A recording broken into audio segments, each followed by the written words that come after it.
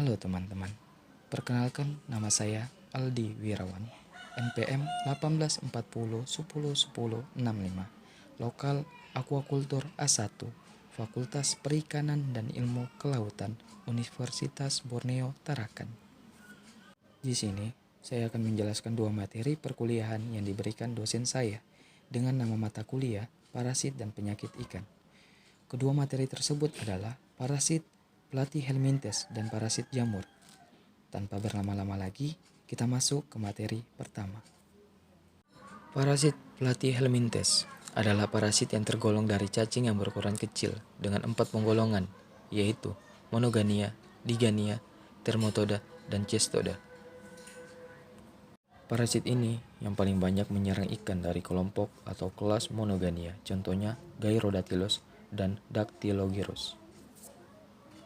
Dan parasit Platyhelminthes terdiri dari endoparasit dan ektoparasit, sama halnya seperti parasit protozoa.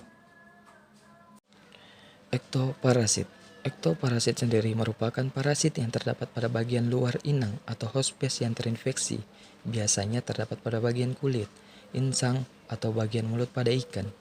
Beberapa parasit Platyhelminthes yang menyebabkan penyakit pada ikan diantaranya dari jenis Gyrodactyliasis, Dactylogyriasis, Diplozoonosis, Diplostomatosis, Diplostomiasis. Yang pertama, Gyrodactyliasis. Di antaranya, penyakit ini banyak ditemukan pada sirip dan kulit ikan dengan bentuk tubuh kecil dan memanjang seperti oval. Siklus hidupnya tidak memiliki inang perantara, jadi hanya memiliki satu induk saja. Penularan parasit ini melalui kontak langsung antara individu ikan. Gejala yang ditimbulkan akibat terinfeksi yaitu bintik-bintik merah di daerah tertentu, kulit berwarna putih keabuan, produksi lendir berlebihan, sisik dan kulit terkelupas, nafsu makan berkurang, dan pergerakan lambat, serta warna agak gelap di sebagian atau keseluruhan tubuh.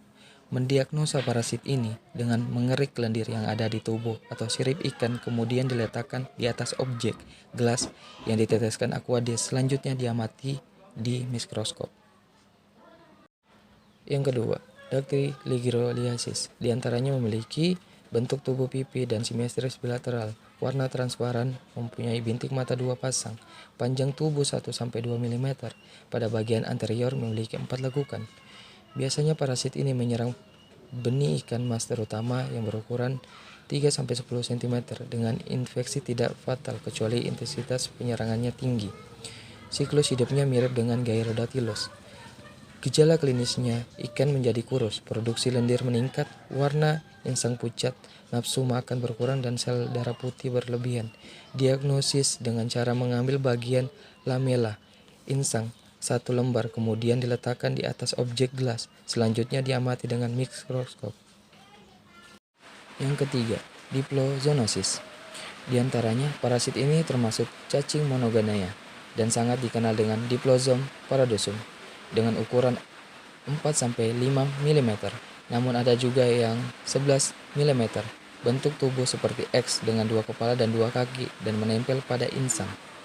Penyakit yang diakibatkan oleh parasit ini tidak terlalu berbahaya, namun tetap menimbulkan kerusakan pada insang, sehingga mengganggu pernafasan. Yang keempat, Diplostomatosis. Di antaranya, parasit ini digolongkan dalam cacing Trematoda atau Digania. Parasit ini menginfeksi lensa mata ikan, sehingga merusak lensa mata ikan, dan dalam waktu 10 hari dapat menyebabkan kematian. Parasit ini berukuran 0,5 mm dan telur 0,1 mm dengan perkembangan 3 minggu menjadi larva. Penularan melalui kontak langsung seperti kulit, insang, atau langsung ke mata. Penyebaran melalui burung bangau atau burung air yang memakan ikan terinfeksi kemudian berkembang di dalam perutnya, kemudian bertelur dan keluar melalui fases, jatuh ke tanah, dan dimakan oleh siput yang menjadi inang perantara. Yang terakhir atau yang kelima, Diplostamiasis. Di antaranya, adanya bintik kecil coklat pada beberapa bagian tubuh dan sirip, khususnya di kulit, mata insang, mulut, serta bagian bawah lapisan otak. Penularannya mirip dengan parasit Diplostomiasis melalui inang perantara, yaitu siput. Perbedaannya hanya pada telur yang ditemukan di perairan yang dimanfaatkan oleh siput air kemudian dimakan oleh ikan. Kerusakannya tidak berarti jika yang terserang sedikit, namun jika yang terserang banyak, mulai ikan kecil, maka akan berdampak pada kerusakan yang serius. Pencegahan dapat dilakukan dengan pembersihan wadah pemeliharaan. Endoparasit. Endoparasit sendiri merupakan parasit yang terdapat pada bagian dalam dari inang atau hospes yang terinfeksi.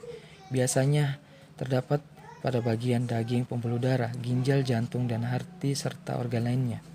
Beberapa parasit platyhelminthes yang menyebabkan penyakit pada ikan diantaranya dari jenis Sanguiniclosis, Lithocestuosis. Yang pertama, Sanguiniclosis diantaranya penyebabnya adalah parasit spermatoda yang ditemukan di darah ikan. Jika terinfeksi, terlihat pada insang yang berwarna pucat dan pergerakan lambat. Penyakit yang diakibatkan oleh parasit ini tidak terlalu berbahaya jika jumlahnya sedikit, namun jika banyak, maka akan menyebabkan kematian. Penjagaan dapat dilakukan dengan pembersihan siput dari perairan. Yang kedua, atau yang terakhir, Lithocestuosis. Ciri dari parasit ini yaitu tubuh pipi memanjang dengan bentuk seperti pita, sehingga disebut sebagai cacing pita. Gejala klinis dengan melihatnya bintik putih pada perut lele ikan dumbo. Siklus hidupnya sama dengan cacing pita lainnya, melalui dari telur keluar bersama melalui fases ikan ke dalam air, selanjutnya menjadi embryoniasis yang memerlukan waktu 10 hingga 14 hari. Cacing ini rentan dengan kekeringan. Telur akan mati karena tidak terjadi embryoniasis, kekurangan oksigen dan suhu. Dan itu penjelasan tentang materi parasit platyhelminthes. Selanjutnya adalah materi parasit jamur. Parasit jamur. Jamur merupakan nama lain dari fungi yang mempelajari tentang mikroorganisme eukariotik yang bersifat non-fotosintetik dan kebanyakan berperan sebagai saprophyt. Namun beberapa jenis jamur bersifat parasit. Bermanfaat dan merugikan. Yang bermanfaat diantaranya adalah fermentasi alkohol, pembuatan tempe, dan menghasilkan antibiotik. Dan yang bersifat merugikan diantaranya sebagai penyebab penyakit baik manusia maupun hewan. Ada 5 jenis parasit jamur pada ikan. Yang pertama, Saprolegnia. Diantaranya penyakit water molds, menginfeksi bagian tubuh ikan yang terluka dan telur ikan. Menyerang ikan air tawar dan air laut, memicu datangnya bakteri atau parasit lain. Gejalanya, kapas berwarna putih sampai kecoklatan keabu-abuan pada tubuh ikan. Yang kedua, Branchiomycosis. Di antaranya, penyakit busuk insang, menyerang ketika stres karena tidak dapat beradaptasi dengan lingkungannya, yaitu pH rendah, oksigen rendah, populasi alga tinggi, menginfeksi insang ikan. Gejalanya, ikan malas bergerak, kesulitan bernafas, insang berwarna pucat dan mengeras. Yang ketiga, Trichodia. Di antaranya, menginfeksi kulit dan insang, menyerang ikan air tawar. Populasi meningkat ketika musim peralihan dari musim panas ke musim hujan.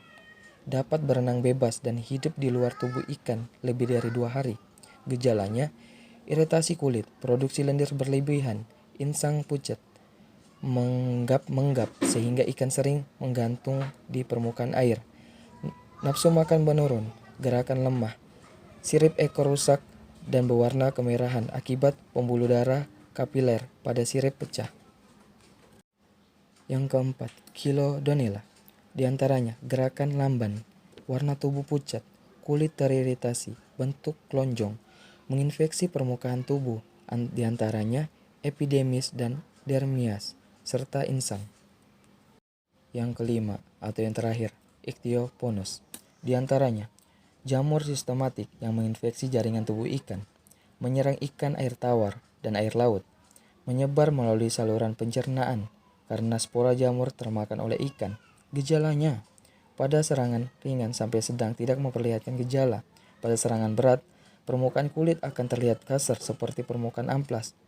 Bentuk ikan dapat menjadi bengkok dengan luka berwarna putih keabuan, terdapat benjolan atau nodul pada organ yang diserang. Ikan yang terkena jamur ini akan menjadi cacat dan untuk obat yang dijual secara komersial belum ada. Itu saja penjelasan tentang parasit jamur yang dapat saya sampaikan. Mudah-mudahan penjelasan saya kali ini tentang parasit Platyhelminthes dan parasit jamur bisa menambah pengetahuan dan wawasan Anda yang mendengarkan. Cukup sekian penjelasan dari saya. Sekian dan terima kasih.